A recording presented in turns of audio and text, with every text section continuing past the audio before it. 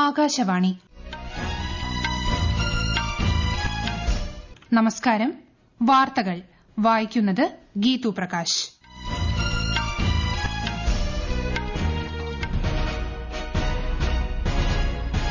പ്രധാന വാർത്തകൾ. പ്രധാനമന്ത്രി നരേന്ദ്രമോദി ബീഹാറിലെ ജമുവയിൽ നാളെ നടക്കുന്ന ജൻജാതീയ ഗൌരവ് ദിവസ് ആഘോഷങ്ങളിൽ പങ്കെടുക്കും. ഒന്നാംഘട്ട നിയമസഭാ തെരഞ്ഞെടുപ്പ് നടന്ന ഝാർഖണ്ഡിൽ പോളിംഗ് 66%, മഹാരാഷ്ട്രയിൽ നിയമസഭാ തെരഞ്ഞെടുപ്പ് പ്രചാരണം ഊർജിതം. കേരളത്തിൽ ഉപതെരഞ്ഞെടുപ്പ് നടന്ന വയനാട് ലോക്സഭാ മണ്ഡലത്തിൽ 64.72%, ചേലക്കര നിയമസഭാ മണ്ഡലത്തിൽ 72.77% പോളിംഗ്. 43ാമത് ഇന്ത്യ അന്താരാഷ്ട്ര വ്യാപാര മേളയ്ക്ക് ഇന്ന് ന്യൂഡൽഹിയിലെ ഭാരത് മണ്ഡപത്തിൽ തുടക്കമാകും. 2024 ബൂക്കർ പുരസ്കാരം ബ്രിട്ടീഷ് സാഹിത്യകാരി സമാന്ത ഹാർവേയ്ക്ക്. ഇന്ന് ശിശുദിനം. രാജ്യത്തുടനീളം വിപുലമായ ആഘോഷ പരിപാടികൾ. ഇന്ത്യ ദക്ഷിണാഫ്രിക്ക 3ാം ട്വന്റി ക്രിക്കറ്റ് മത്സരത്തിൽ ഇന്ത്യയ്ക്ക് ജയം. വാർത്തകൾ വിശദമായി. രാഷ്ട്രപതി ദ്രൌപദി മുർമുവിന്റെ ദാദ്ര നഗർ ഹവേലി ദാമൻ ദിയു സന്ദർശനം ഇന്ന് സമാപിക്കും. 3 ദിവസത്തെ സന്ദർശനത്തിനായാണ് കേന്ദ്രഭരണ പ്രദേശമായ ദാദ്ര നഗർ ഹവേലി ദാമൻ ദിയുവിൽ രാഷ്ട്രപതി എത്തിയത്. ഇന്നലെ സിൽവാസയിൽ Namo medical education and research institute സന്ദർശിച്ച ശ്രീമതി മുർമു വിദ്യാർത്ഥികളുമായും അധ്യാപകരുമായും സംവദിച്ചു. സാന്താചോക്ക് സ്കൂളിൽ ഉദ്ഘാടനം നിർവഹിച്ച ശ്രീമതി ദ്രൌപദി മുർമു സിൽവാസയിലെ പൊതുപരിപാടിയിലും പങ്കെടുത്തു. ദിയുവിലെ INS ഖുഖ്രി സ്മാരകം രാഷ്ട്രപതി സന്ദർശിച്ചു. പ്രധാനമന്ത്രി നരേന്ദ്രമോദി ബീഹാറിലെ ജമുവയിൽ നാളെ നടക്കുന്ന ജൻജാതീയ ഗൌരവ് ദിവസ് ആഘോഷങ്ങളിൽ പങ്കെടുക്കും. പ്രമുഖ ഗോത്രവർഗ നേതാവും സ്വാതന്ത്ര്യ സമര സേനാനിയുമായ ബിർസ മുണ്ടയുടെ ജന്മവാർഷിക ദിനമാണ് രാജ്യം ജൻജാതീയ ഗൌരവ് ദിവസായി ആഘോഷിക്കുന്നത്. ബിർസ മുണ്ടയുടെ സ്മരണാർത്ഥം തപാൽ സ്റ്റാമ്പും സ്മാരക നാണയവും പ്രധാനമന്ത്രി പുറത്തിറക്കും.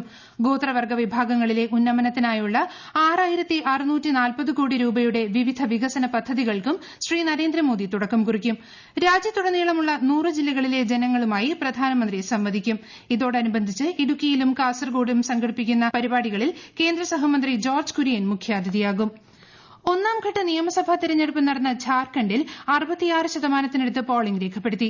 15 ജില്ലകളിലെ 43 മണ്ഡലങ്ങളിലാണ് വോട്ടെടുപ്പ് നടന്നത്. 683 സ്ഥാനാർത്ഥികളാണ് ഝാർഖണ്ഡിൽ ഒന്നാംഘട്ട ജനവിധി തേടിയത്. 31 മണ്ഡലങ്ങളിലെ 950 പ്രശ്നബാധിത ബൂത്തുകളിൽ ഒഴികെയുള്ളിടത്ത് പോളിംഗ് വൈകിട്ട് 5 മണിയോടെ അവസാനിച്ചു. രണ്ടാംഘട്ട പ്രചാരണത്തിനായി കേന്ദ്രമന്ത്രിയും മുതിർന്ന BJP നേതാവുമായ അമിത് ഷാ ഇന്ന് ഝാർഖണ്ഡിലെ തെരഞ്ഞെടുപ്പ് റാലിയിൽ പങ്കെടുക്കും. മഹാരാഷ്ട്രയിൽ 288 അംഗ നിയമസഭയിലേക്കുള്ള ഈ മാസം 20 നടക്കുന്ന തിരഞ്ഞെടുപ്പ് പ്രചാരണം ഊർജിതമാക്കി രാഷ്ട്രീയ കക്ഷികൾ. BJPയുടെ മുതിർന്ന നേതാവും പ്രധാനമന്ത്രിയുമായ നരേന്ദ്രമോദി ഇന്ന് വിവിധ തെരഞ്ഞെടുപ്പ് റാലികളെ അഭിസംബോധന ചെയ്യും. ലോക്സഭാ പ്രതിപക്ഷ നേതാവ് രാഹുൽ ഗാന്ധി 2 ഇടങ്ങളിലെ തെരഞ്ഞെടുപ്പ് റാലികളിൽ ഇന്ന് പങ്കെടുക്കും. കേരളത്തിൽ ഉപതെരഞ്ഞെടുപ്പ് നടന്ന വയനാട് ലോക്സഭാ മണ്ഡലത്തിലും ചേലക്കര നിയമസഭാ മണ്ഡലത്തിലും ഭേദപ്പെട്ട പോളിംഗ്.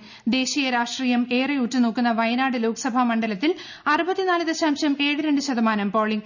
ഉച്ചയ്ക്ക് ശേഷം പോളിംഗ് ബൂത്തുകളിൽ സമ്മതിദായകരുടെ നീണ്ട നിരയാണ് കാണാൻ സാധിച്ചത്. പോളിംഗ് സമയം പൂർത്തിയായെങ്കിലും വരിയിൽ നിന്നവർക്ക് ടോക്കൺ നൽകി സമ്മതിദാനാവകാശം വിനിയോഗിക്കാൻ അവസരമൊരുക്കിയിരുന്നു. 16 സ്ഥാനാർത്ഥികളാണ് വയനാട് ഉപതെരഞ്ഞെടുപ്പിൽ മത്സരിക്കുന്നത്. UDF-നായി പ്രിയങ്ക ഗാന്ധിയും LDF-നായി സത്യൻ മൊഗേരിയും NDA-യ്ക്കായി നവ്യ ഹരിദാസും ജനവിധി നേടുന്നു. ചേലക്കരയിൽ ഇന്നലെ നടന്ന വോട്ടെടുപ്പിൽ 72.77% പോളിംഗ് രേഖപ്പെടുത്തി. മണ്ഡലത്തിൽ LDF-നായി UR പ്രദീപും UDF-നായി രമ്യ ഹരിദാസും NDA-യ്ക്കായി K ബാലകൃഷ്ണനുമാണ് ജനവിധി തേടുന്നത്.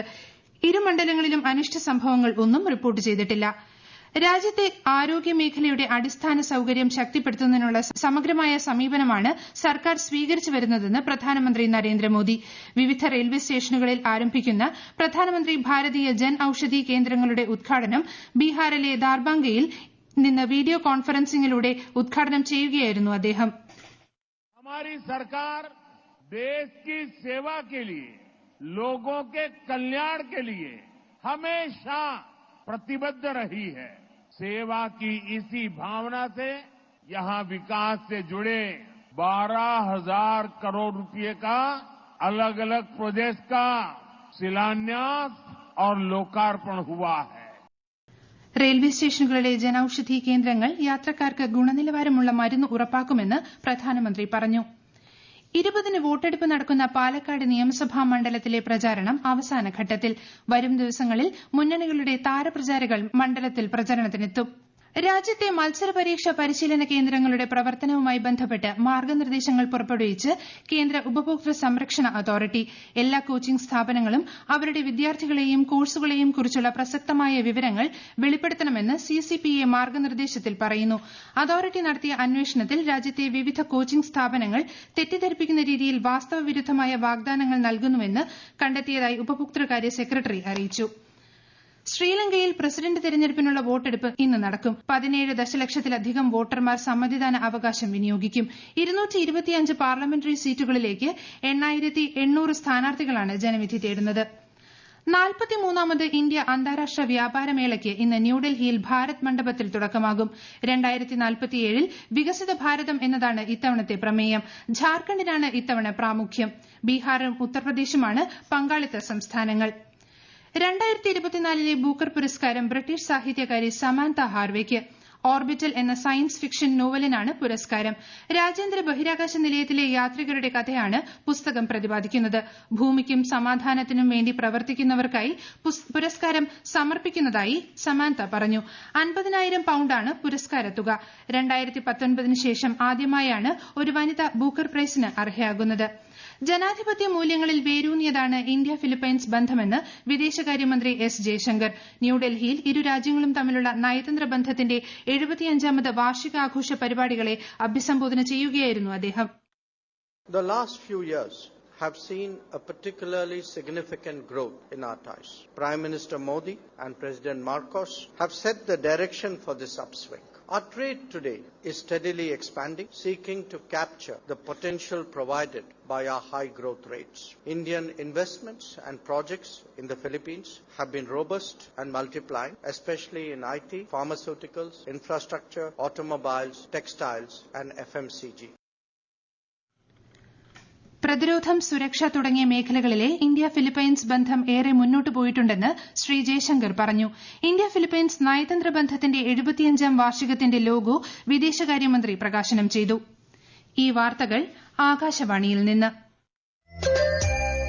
ആകാശവാണി വാർത്തകളും വാർത്താധിഷ്ഠിത പരിപാടികളും all India radio news Thiruvananthapuram YouTube ചാനലിലും all India radio news Thiruvananthapuram Facebook പേജിലും AR News_ തിരുവനന്തപുരം ഇൻസ്റ്റഗ്രാം അക്കൌണ്ടിലും AR News_TVM X ഹാൻഡിലും ലഭ്യമാണ്. ഇന്ന് ശിശുദിനം. ഇന്ത്യയുടെ ആദ്യ പ്രധാനമന്ത്രി ജവഹർലാൽ നെഹ്റുവിന്റെ ജന്മദിനമാണ് ശിശുദിനമായി രാജ്യമെമ്പാടും ആഘോഷിക്കുന്നത്. ഇതിന്റെ ഭാഗമായി രാജ്യമെമ്പാടും വിപുലമായ പരിപാടികൾ സംഘടിപ്പിച്ചിട്ടുണ്ട്. കേരളത്തിൽ ശിശുദിന ആഘോഷങ്ങളുടെ ഭാഗമായി ഇന്ന് രാവിലെ തിരുവനന്തപുരം കനകക്കുന്നിൽ സംഘടിപ്പിക്കുന്ന പൊതുസമ്മേളനത്തിൽ മുഖ്യമന്ത്രി പിണറായി വിജയൻ ശിശുദിന സന്ദേശം നൽകും. ശിശുദിന സ്റ്റാമ്പും ചടങ്ങിൽ പ്രകാശനം ചെയ്യും. ഇന്നലെ നടന്ന 3ാം T20 ഇന്റർനാഷണൽ ക്രിക്കറ്റ് മത്സരത്തിൽ 11 റൺസിന് ഇന്ത്യ ദക്ഷിണാഫ്രിക്കയെ പരാജയപ്പെടുത്തി. ഇതോടെ 4 മത്സരങ്ങൾ അടങ്ങിയ പരമ്പരയിൽ ഇന്ത്യ 2-1 മുന്നിലെത്തി.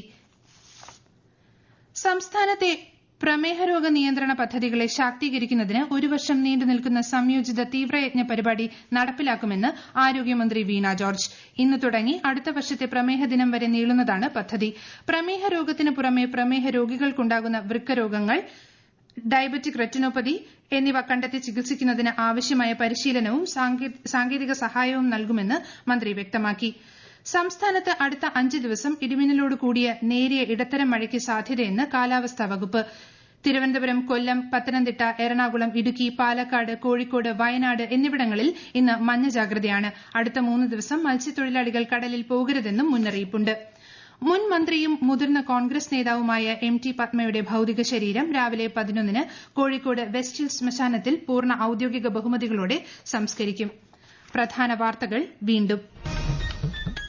പ്രധാനമന്ത്രി നരേന്ദ്രമോദി ബീഹാറിലെ ജമുവയിൽ നാളെ നടക്കുന്ന ജൻജാതീയ ഗൌരവ് ദിവസ് ആഘോഷങ്ങളിൽ പങ്കെടുക്കും. 1ാംഘട്ട നിയമസഭാ തെരഞ്ഞെടുപ്പ് നടന്ന ഝാർഖണ്ഡിൽ പോളിംഗ് 66%, മഹാരാഷ്ട്രയിൽ നിയമസഭാ തെരഞ്ഞെടുപ്പ് പ്രചാരണം ഊർജിതം. കേരളത്തിൽ ഉപതെരഞ്ഞെടുപ്പ് നടന്ന വയനാട് ലോക്സഭാ മണ്ഡലത്തിൽ 64.72%, ചേലക്കര നിയമസഭാ മണ്ഡലത്തിൽ 72.77% പോളിംഗ്. 43ാമത് ഇന്ത്യ അന്താരാഷ്ട്ര വ്യാപാരമേളയ്ക്ക് ഇന്ന് ന്യൂഡൽഹിയിലെ ഭാരത് മണ്ഡപത്തിൽ തുടക്കമാകും. 2024 ബൂക്കർ പുരസ്കാരം ബ്രിട്ടീഷ് സാഹിത്യകാരി സമാന്ത ഹാർവേയ്ക്ക്. ഇന്ന് ശിശുദിനം. രാജ്യത്തുടനീളം വിപുലമായ ആഘോഷ പരിപാടികൾ. ഇന്ത്യ ദക്ഷിണാഫ്രിക്ക 3ാം T20 ക്രിക്കറ്റ് മത്സരത്തിൽ ഇന്ത്യയ്ക്ക് ജയം. വാർത്തകൾ കഴിഞ്ഞു. അടുത്ത വാർത്താ പ്രക്ഷേപണം ഉച്ചയ്ക്ക് 12:30.